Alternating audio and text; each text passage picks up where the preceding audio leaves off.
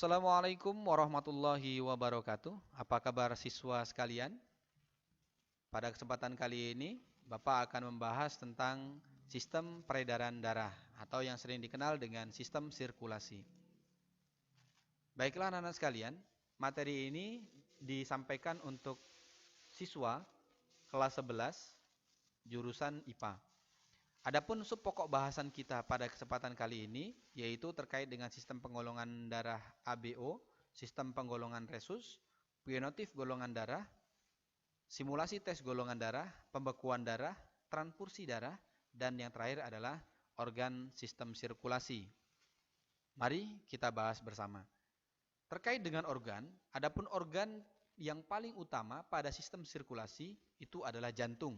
Jantung kita terdiri dari 4 ruang, yaitu 2 atrium dan 2 ventricle, yaitu ventricle dexter dan ventricle sinister, dan atrium dexter serta atrium sinister. Kemudian yang kedua selain jantung itu adalah pembuluh darah.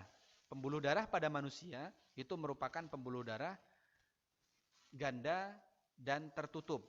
Apa maksud dari ganda dan tertutup? Ganda itu artinya pembuluh darah pada manusia itu terdiri dari 2, yaitu pembuluh darah angkut, yaitu arteri, dan pembuluh darah balik, yaitu vena. Arteri itu membawa darah bersih yang mengandung oksigen, sedangkan vena yaitu pembuluh darah angkut yang membawa darah kotor, yaitu CO2 hasil dari oksidasi sel. Kemudian selain ganda juga tertutup. Artinya apa? Darah manusia dialirkan di dalam ruang tertutup yang berbentuk seperti selang yang disebut dengan pembuluh darah, yaitu arteri dan vena. Sehingga disebut pembuluh ataupun pembuluh darah manusia itu adalah pembuluh darah ganda dan tertutup. Kita lanjutkan, untuk golongan darah ABO, di sini ada 4 penggolongan darahnya. Jadi pada negara kita Indonesia itu paling banyak dikenal adalah 2 sistem penggolongan darah, yaitu penggolongan darah sistem ABO dan penggolongan darah sistem resus.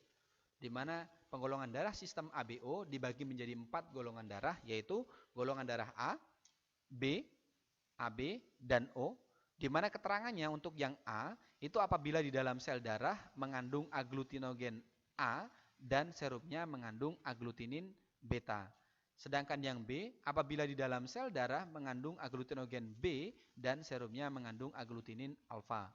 Kemudian yang AB apabila di dalam sel darah mengandung agglutinogen A dan B sedang di dalam serumnya tidak mengandung agglutinin. Sedangkan O apabila di dalam sel darah tidak mengandung agglutinogen, sedangkan di dalam serumnya mengandung agglutinin alfa dan beta. Di mana nanti kita akan bahas lagi terkait dengan ini pada cek golongan darah. Nah, yang kedua yaitu sistem resus. Ketika kita nanti mendapatkan tes golongan darah, maka golongan darah kita pasti ada 2 biasanya. Yang pertama adalah A, dan ada embel-embel plus atau min. Nah, di sini ada A plus, itu artinya apa? A itu adalah sistem ABO, sedangkan plus itu adalah sistem resus atau yang dikenal dengan resus positif. Pada sistem resus itu dibagi menjadi 2, yaitu RH positif jika di dalam sel darah terdapat agglutinogen resus, sedangkan RH negatif jika di dalam sel darah tidak terdapat agglutinogen resus. Itulah yang membedakan. Dan pada serum itu resus ada pada serum anti D. Jadi anti itu ada 4, ada anti A, ada serum anti A, ada serum anti B, ada serum anti AB, dan ada serum anti D. D itu digunakan untuk resus. Nah, kita belajar terlebih dahulu tentang genotip golongan darah. Genotip itu adalah sifat dari golongan darah yang tidak nampak, sedangkan yang nampak itu adalah fenotip. Nah, yang fenotip yang nampak itu adalah golongan darahnya, yaitu A, B, AB, dan O. Sedangkan yang genotip yaitu ini. A itu memiliki dua genotip, yaitu A homozigot dan A heterozigot. A homozigot itu adalah IAIA, A heterozigot IAIO. Sedangkan B itu adalah IBIB untuk homozigot, untuk heterozigotnya IBIO. Sedangkan golongan darah AB itu dia hanya satu, yaitu heterozigot, yaitu IAIB. Sedangkan golongan darah O itu juga hanya satu, tapi dia homozigot, yaitu IO. Nah, nanti ini sangat berguna untuk ketika kita melakukan proses persilangan. Nah, untuk tes golongan darah, untuk yang golongan darah ABO, nanti kita lihat tadi, diingat-ingat lagi tadi untuk sistem golongan darah ABO tadi. Golongan darah A tadi memiliki aglutinogen A dan aglutinin beta. Nah, kalau kita lihat di sini, apabila aglutinogen A bertemu dengan antinya A, maka dia akan menggumpal.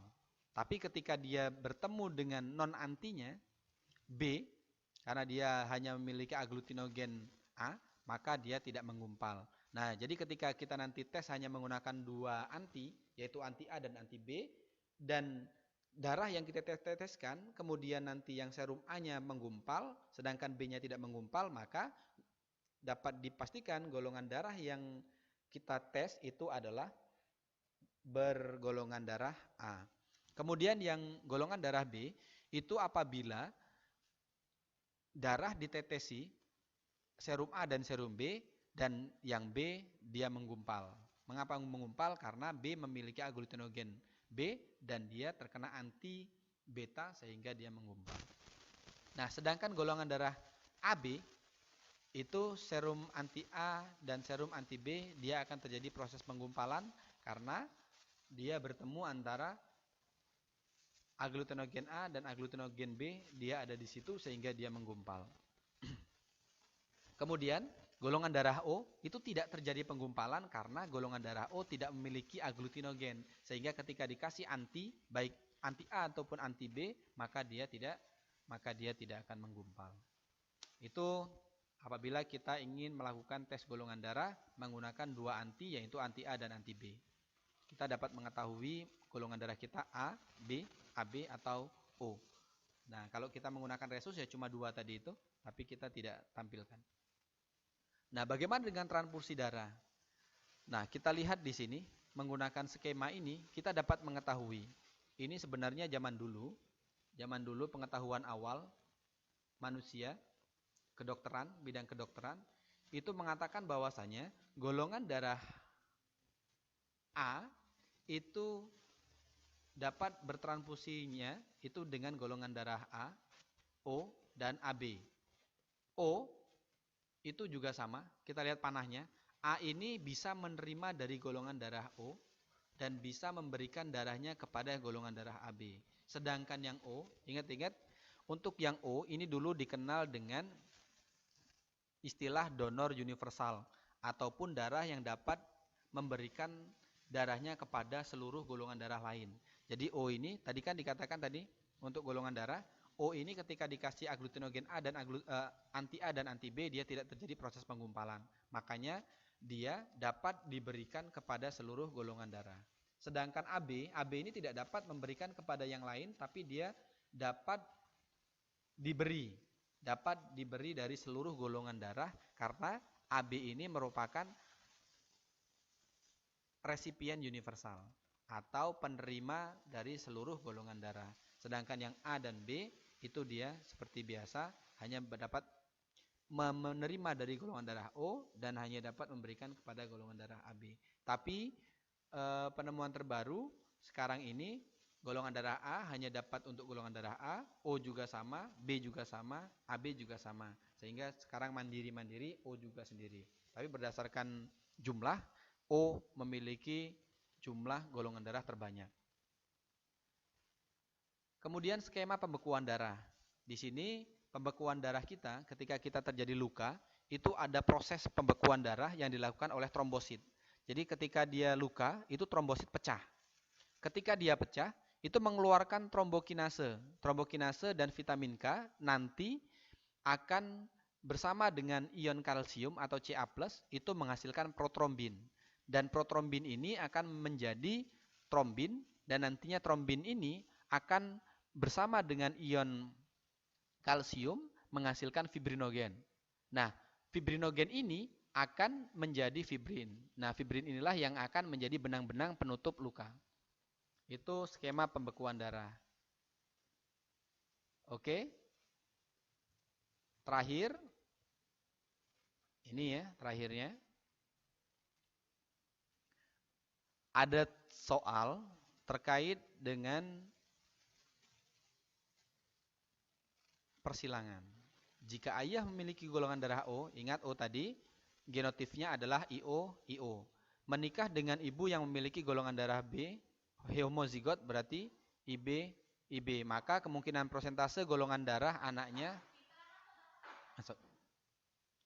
itu seperti apa nanti? Silahkan nanti dikerjakan. Kalau belum paham nanti silahkan ditanyakan. Untuk masalah persilangan nanti akan Bapak bahas di pertemuan selanjutnya. Begitu juga dengan alat ataupun organ pada sistem sirkulasi. Demikianlah materi kita pada kesempatan kali ini. Semoga bermanfaat dan dapat digunakan untuk memahami materi terkait dengan sistem sirkulasi. Demikian, Bapak akhiri pertemuan kita pada kesempatan kali ini. Dengan wabillahi taufik wal hidayah. Assalamualaikum warahmatullahi wabarakatuh.